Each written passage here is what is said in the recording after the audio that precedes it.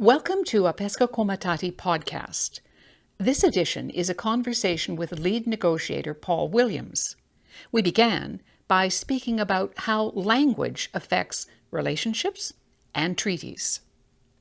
You know, Paul, when I was listening to you speak a little while ago, and you said something really interesting, that there were tenses in, we're talking about language, tenses in Indigenous languages that are far beyond what English can express, or maybe even Latin, since you're a lawyer. Tell me more about that. That's fascinating. Okay, let me tell you something about the languages that affects the treaties.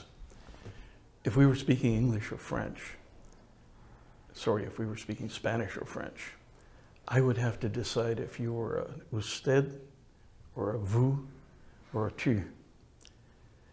And if I was calling you tu, a friendship term, before you were ready, you would push back.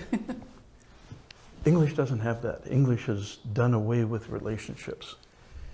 And most Indigenous languages in this part of the world talk about a variety of relationships rather than just you and thee,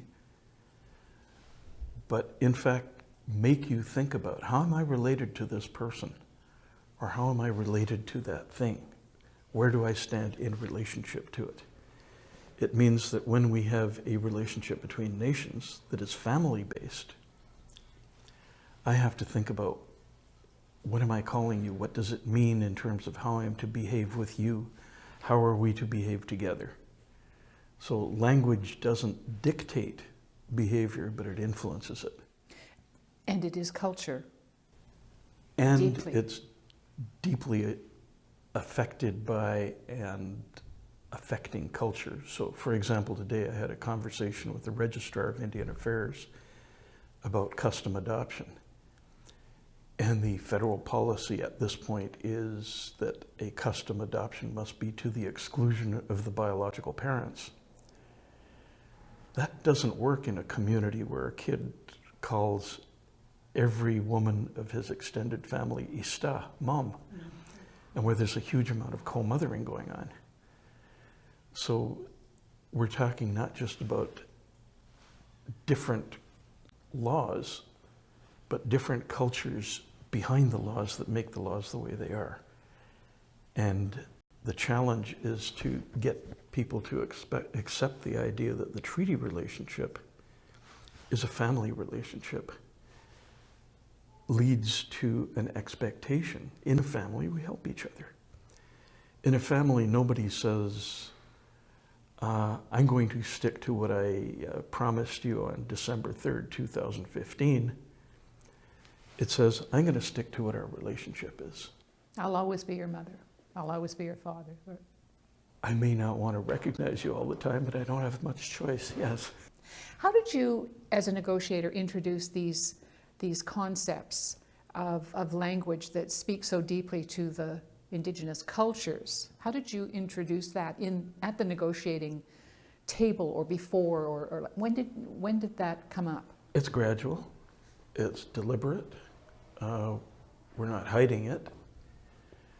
Really, in Pesca Komatati country, we began on September 30th, 2016. There I am naming a precise date after I said I wouldn't. But that's the day we reaffirmed, it's pretty close to the 250th anniversary of the making of a covenant chain relationship.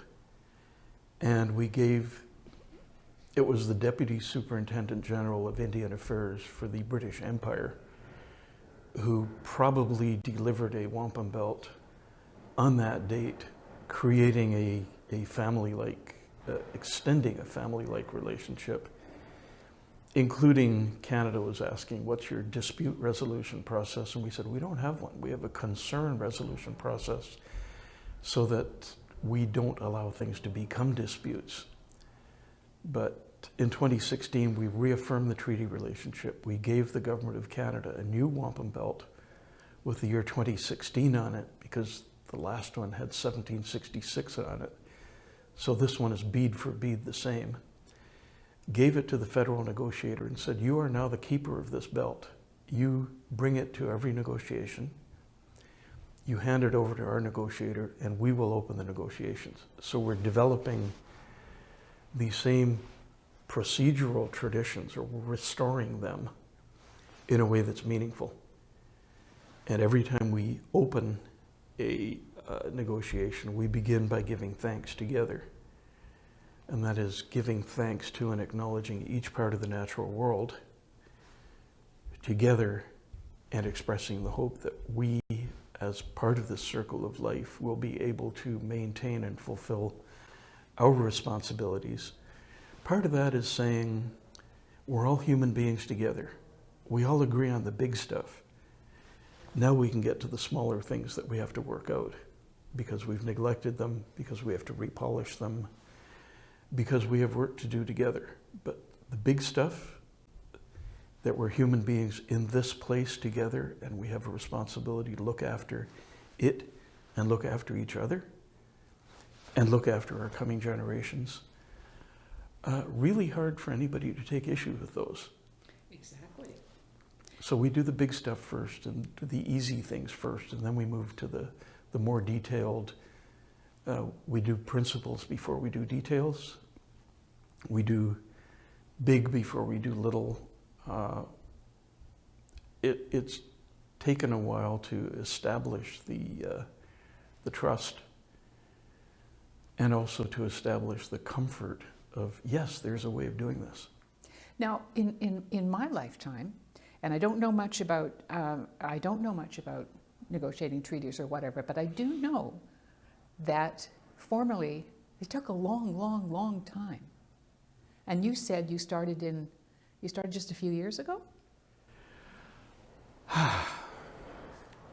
I've never worked on anything that's taken less than 20 years.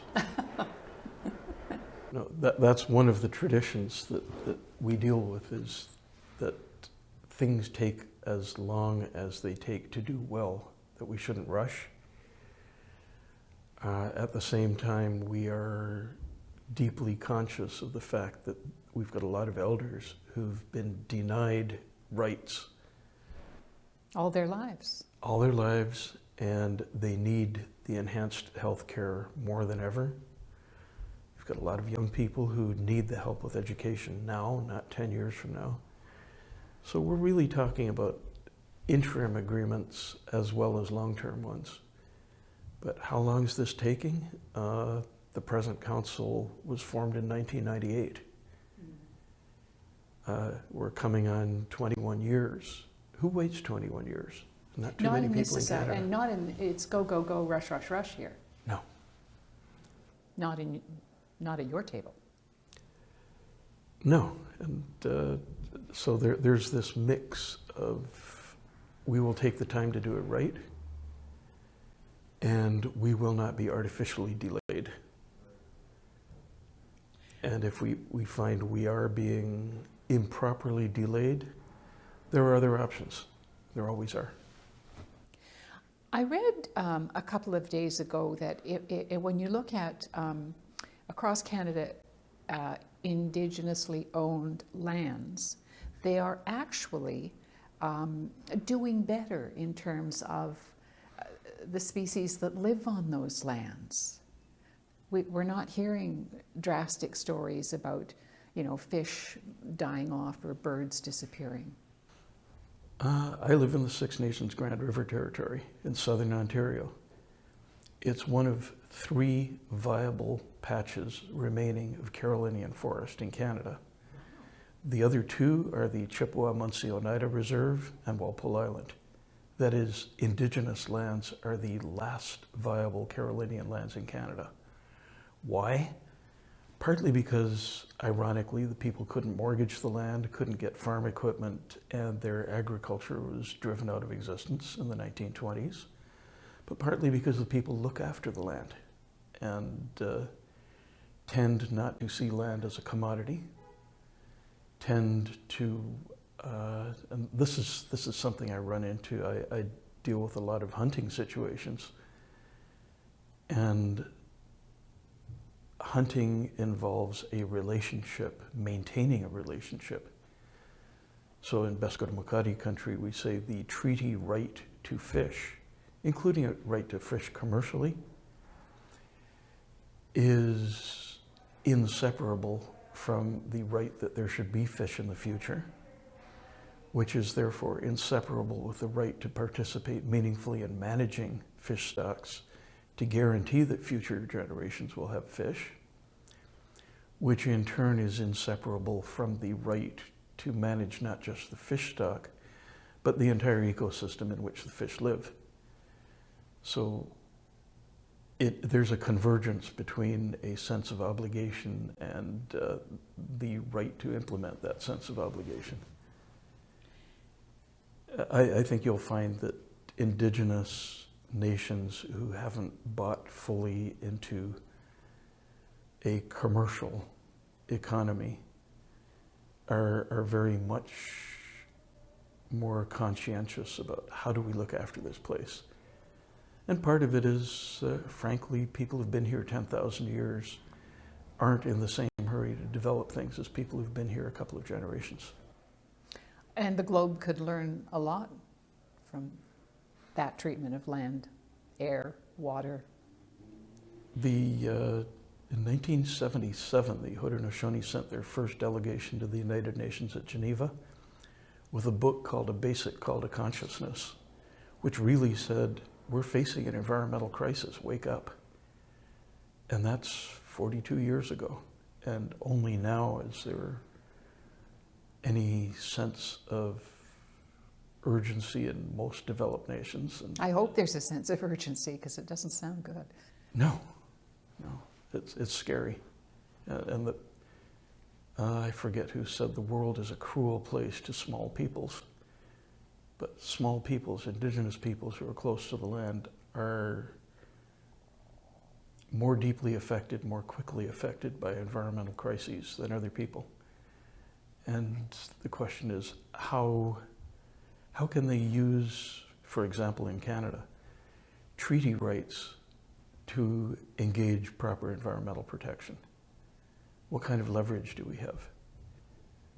And that's a whole interesting field of Canadian law that hasn't been fully explored yet. It's your next challenge. Yeah, I live at the edge. Thank you so much, Paul Williams. You're welcome. You've been listening to a Pesca Komatati podcast. Any views expressed in these podcasts are not necessarily those of the nation, council, employees, citizens, neighbors, or friends. Our objective is stimulating conversation. Thanks for listening. There are many ways to join in the conversation or find out more. The YouTube channel is Pesca Komatati at Skutik. You can visit the office or write to 27 King Street, St. Stephen, New Brunswick, E3L 2C1. The main office phone number is area code 506-466-2221. The fax is 506-466-2217. Visit the website konaskamkuk.com. Facebook is Passamaquoddy at Skutik Office. Instagram at Passamaquoddy Office. And Twitter at Skutikat.